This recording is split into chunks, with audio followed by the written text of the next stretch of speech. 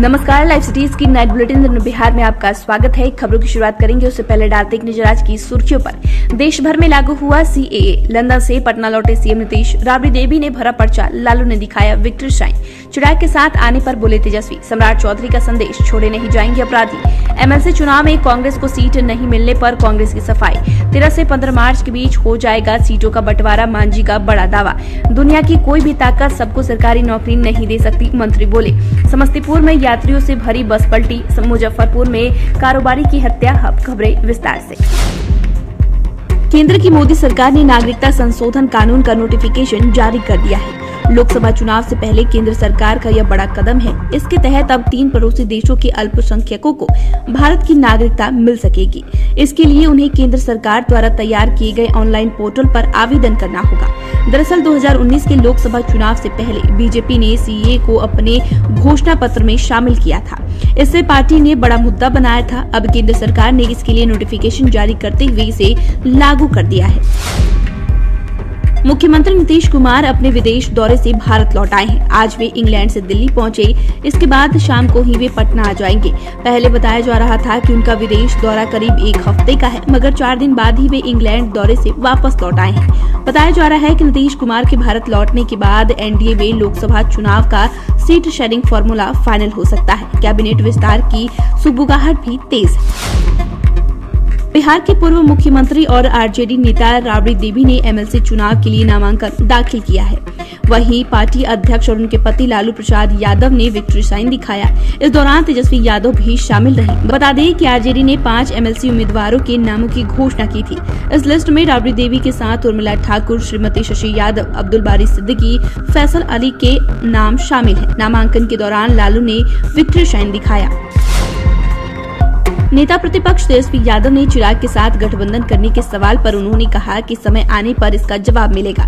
पत्रकारों ने जब तेजस्वी यादव से पूछा कि क्या चिराग आएंगे आपके साथ, तो स्वागत करेंगे। अब इस सवाल पर तेजस्वी ने कहा, अभी इस पर हम बात नहीं करेंगे, समय बताएगा। तेजस्वी ने बीजेपी पर हमला बोला और कहा कि जिस हिसाब से जितनी भी संवैधानिक संस्थाएं हैं उसको हाईजैक करने का प्रयास लगातार बीजेपी के द्वारा किया जा रहा है। वहीं तेजस्वी ने कहा कि महागठबंधन की तरफ से 5 उम्मीदवारों ने पर्चा भरा है, सभी को शुभकामनाएं।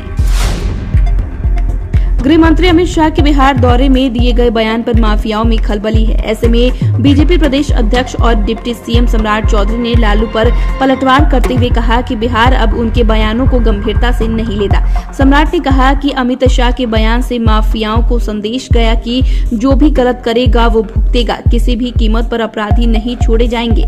अमित शाह ने पटना के पालीगंज में मन से जो भी कहा वो ठीक ही कहा।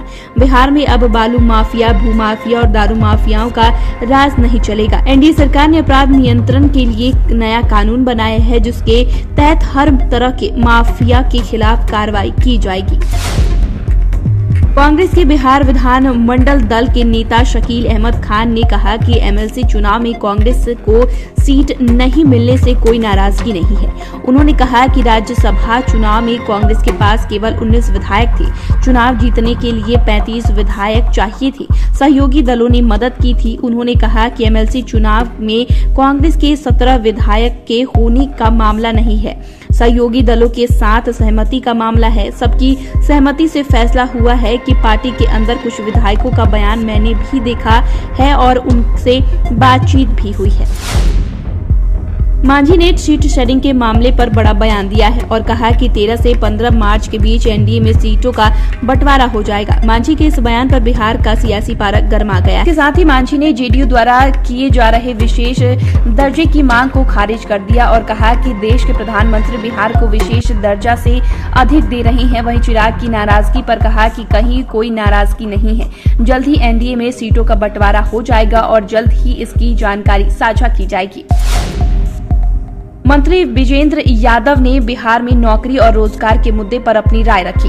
उन्होंने कहा कि अगर कोई सोचता है कि सभी लोगों को सरकारी नौकरी मिलनी चाहिए, लेकिन दुनिया की कोई भी ताकत 100% सरकारी नौकरी नहीं दे सकती है। अगर कोई वादा करता है तो यह झूठ है। हालांकि इस दौरान उन्होंने रोजगार की बात कही। उन्होंने कहा कि बिहार सरकार इस पर काम कर रही है कि ज्यादा से ज्यादा लोगों को रोजगार मिल जाए। प्रधानमंत्री नरेंद्र मोदी बिहार को विशेष राज्य का दर्जा दे या बिहार बिहार को विशेष पैकेज दे ताकि बिहार के युवाओं को और ज्यादा से ज्यादा रोजगार हम लोग दे सके। समस्तीपुर जिले में बड़ा हादसा हो गया। जिले के खानपुर इलाके में यात्री बस पलटने से एक स्कूली छात्रा समेत 3 लोगों की मौत हो गई। बताया जा रहा है कि बच्ची स्कूल जाने के लिए सड़क किनारे खड़ी थी। उसी दौरान बस पलटने से वह उसके नीचे दब गई। इसके अलावा बस में सवार एक यात्री और बस के खलासी की भी इस हादसे में मौत हो गई। बस में सवार 1 दर्जन यात्री चोटिल हुए हैं, जिसमें से 3 की हालत गंभीर बताई जा रही है। हादसे से आक्रोशित ग्रामीणों ने सूचना पर पहुंची पुलिस को खदेड़ दिया है। राह थाना क्षेत्र के लालपुर के समीप देर रात अपराधियों ने 2 गोली मारी। पूरी रात शव सुनसान इलाके में पड़ा रहा। फिर आले सुबह राहगीरों ने शव को देखा, जिसके बाद आधार कार्ड के माध्यम से परिजनों को सूचना दिया गया।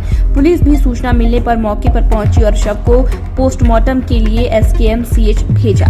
तो फिलहाल के लिए इतना ही। चैनल को सब्सक्राइब कर ले, फेसबुक पेज को लाइक कर ले। वीडियो देखने के लिए आपका शुक्रिया।